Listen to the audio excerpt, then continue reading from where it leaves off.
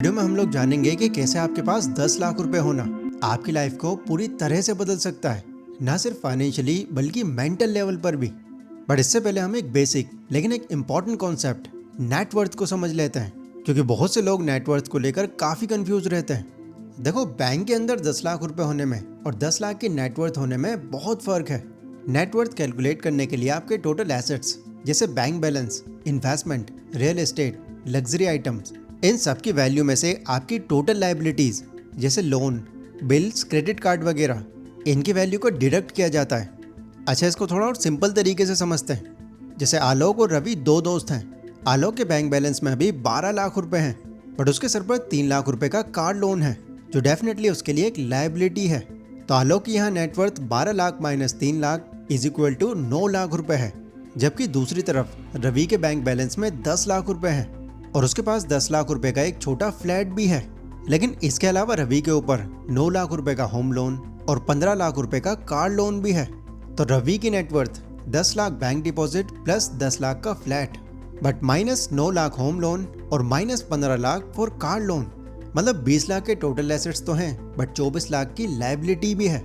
तो रवि के पास ज्यादा एसेट्स होने के बावजूद भी उसकी नेटवर्थ नेगेटिव यानी माइनस 4 लाख रुपए है। आप भी इस तरह से अपनी करंट नेटवर्थ कैलकुलेट कर सकते हो। तो अब तक शायद आपको ये तो समझ आ गया होगा कि मैं एक्चुअली जिन 10 लाख रुपए की बात कर रहा हूँ वो पॉजिटिव नेटवर्थ वाले हैं। तो आप समझते हैं कि 10 लाख की पॉजिटिव नेटवर्थ आपके लिए कैसे गेम चेंजिंग हो सकती है। सबसे पहली बात, 10 लाख रुपए कोई रैंडम नंबर नहीं है, बल्कि ये एक साइकोलॉजिकल माइलस्टोन का नंबर है। इससे पता चलता है कि आप 6 फिगर वाली इनकम से अब ऑफिशियली 7 फिगर वाली इनकम की कैटेगरी में हो। इस नंबर को अचीव करने के बाद आपका कॉन्फिडेंस ऑटोमेटिकली बढ़ जाता है। एक बार आप 10 लाख रुपए के माइलस्टोन को टच कर लेते हो तो अब आप अपने फाइनेंसेस को भी सीरियस लेना शुरू कर देते हो, क्योंकि 10 लाख रुपए की नेटवर्थ के बाद आपका ब्रेन सुपर मोड में एक्टिव हो जाता है। Famous American investor Charlie Munger का भी यही कहना था, the first $10,000 is bitch but you got to do it. ठीक इसी तरह इंडिया में पहले 10 लाख रुपए अर्न करना बहुत मुश्किल होता है, बट फाइनेंशियल फ्रीडम के लिए ये बहुत ज़रूरी है। अब आपके दिमाग में शायद ये सवाल आ रहा होगा कि आखिर 10 लाख रुपए अचीव करने के बाद वेल्थ इतनी जल्दी ग्रो होती कैसे है। तो अब जरा इसे भी समझ लेते हैं। इसके देखो 2 बड़े रीजंस हैं, जिसमें पहला है बिगर कैपिटल साइज।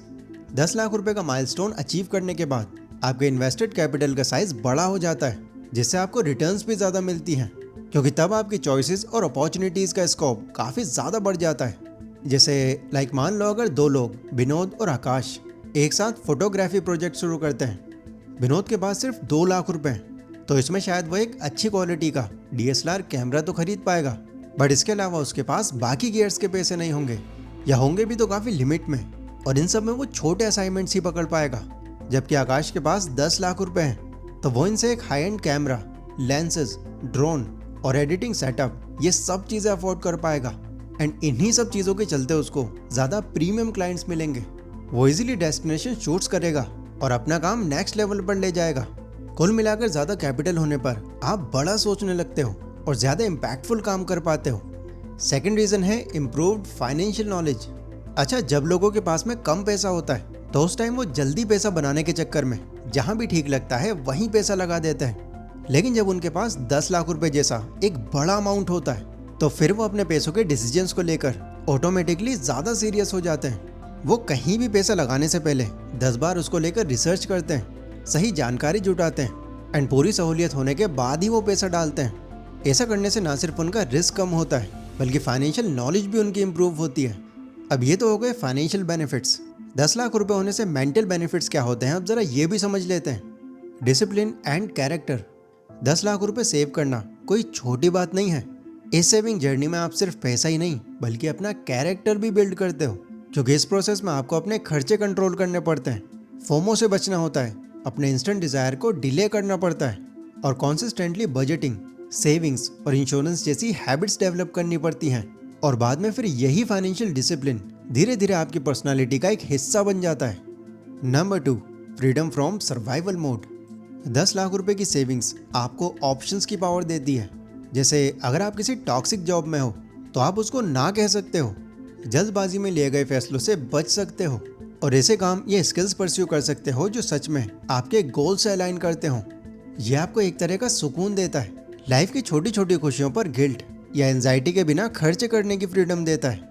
और जब आपको ऑलरेडी पता हो कि आपके बैंक बैलेंस में 10 लाख रुपए जैसा एक बड़ा अमाउंट है, तो पैसों को लेकर स्ट्रेस आपका खुद ब खुद कम हो जाता है, जिससे आप लॉन्ग टर्म सोच पाते हो और सही से इन्वेस्ट कर पाते हो। Number 3 is emergency shield. लगभग 75% इंडियंस के पास इमरजेंसी के लिए कोई फंड नहीं होता, जिससे उनके पास बुरे टाइम में सिर्फ 2 ही ऑप्शंस बचते हैं, या तो कर्ज या बैंक से जाकर लोन। लेकिन 10 लाख रुपए के साथ आप लाइफ की 99% फाइनेंशियल इमरजेंसी से इजीली प्रोटेक्शन पा सकते हो। ये एक तरह का सेल्फ इंश्योरेंस होता है जो लोन या कर्ज लेने से बचाता है आपको। सो अभी तक आपने ये समझा कि हमारी लाइफ में 10 लाख रुपयों की क्या अहमियत है, बट मेन पॉइंट ये है कि यार 10 लाख रुपए हमारे पास होने भी तो चाहिए। इतना बड़ा अमाउंट हम बचाएं कैसे? तो डोंट वरी, अब इस सेक्शन में हम यही जानेंगे how to save the first 10 lakh quickly. 10 lakh रुपए जल्दी सेव करने के लिए आपको smart plan plus consistent action चाहिए, जिसके लिए आप इन 5 सिंपल स्टेप्स को फॉलो कर सकते हो। Number 1, increase your income. अगर आप किसी जॉब पर हो तो बेटर सैलरी अर्न करने के लिए अपनी स्किल्स को अपग्रेड करो, पैसिव इनकम के सोर्सेज ढूंढो।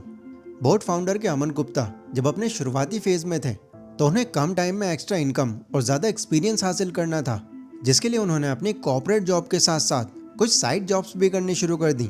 नो डाउट उन्हें खुद के लिए उस वक्त बहुत कम टाइम मिल रहा था, बट उनको ये बात क्लियर थी कि ये एक टेम्परेरी फेज है, बट इसके बेनिफिट्स उन्हें लाइफ टाइम मिलेंगे। एंड आगे फिर ऐसा हुआ भी। सेकंड है रीथिंक इनकम वर्सेस ईगो।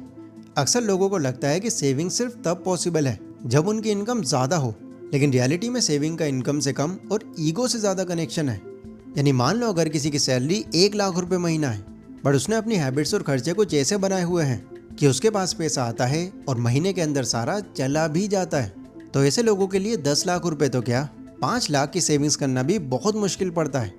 जबकि एक आदमी जिसकी सैलरी 30 या 50 हज़ार है, लेकिन वो एक सिंपल लाइफस्टाइल से जीता है, तो उसके लिए 10 लाख रुपए की सेविंग्स करना कंपैरेटिवली आसान हो जाएगा। तीसरा है invest wisely and automate it. अपनी छोटी और कम सेविंग्स को भी सही से रिसर्च वगैरह करके हाई रिटर्न्स वाली इन्वेस्टमेंट में यूटिलाइज करो, जो सेफ भी हो और प्रॉफिटेबल भी।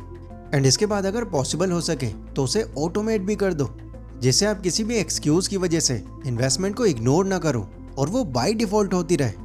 Nobel prize winner Richard Thaler ने बताया था कि ह्यूमंस डिफॉल्ट चॉइसेस से बहुत ज़्यादा इन्फ्लुएंस होते हैं, क्योंकि इससे उनके एफर्ट्स उनकी नज़रों में रहते हैं। तो अगर आपका एक्शन डिफॉल्ट है, यानी ऑटो सेव और इन्वेस्ट करना, तो आप बाय डिफॉल्ट अपने फ्यूचर को सिक्योर कर सकते हो। फोर्थ है फॉलो द 24 आवर रूल। किसी भी चीज़ को खरीदने से पहले एटलीस्ट 24 घंटे का वेट करो, ताकि आपको रियलाइज़ हो कि क्या वाकई में आपको इस चीज़ की ज़रूरत है भी या नहीं।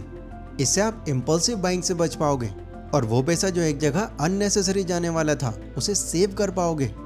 पांचवा है give your goal and emotional level. आपने देखा होगा मुझसे शादी करोगी मूवी में सलमान खान अपनी हर गुल्लक को एक इमोशनल लेवल का नाम देते हैं ताकि वो उसे भूल ना जाएं। ये तरीका आप भी यूज़ कर सकते हो, यानी अपनी सेविंग्स को भी आप एक इमोशनल लेवल दे सकते हो, लाइक सपनों का घर, खुशी का खजाना, फ्यूचर की चमक, हिम्मत का साथी वगैरह वगैरह। चाहे सेविंग्स छोटी हो या बड़ी, ऐसे आप उन सेविंग्स से इमोशनली अटैच हो जाओगे और बेवजह खर्च करने से पहले कहीं सोचोगे। अब आखिर में अगर मैं इस वीडियो के कंक्लूजन पर आऊँ तो देखो, 10 लाख रुपए सेव करना नो डाउट बहुत मुश्किल होता है, लेकिन यही बेस बनता है आपके फाइनेंशियल मोमेंटम, कंपाउंडिंग पावर और स्मार्ट डिसीजन मेकिंग का। एक बार ये माइलस्टोन अचीव हो जाता है तो आपकी लाइफ में लगभग सब कुछ बदल जाता है, आपके माइंडसेट से लेकर आपकी इन्वेस्टमेंट रिटर्न्स तक।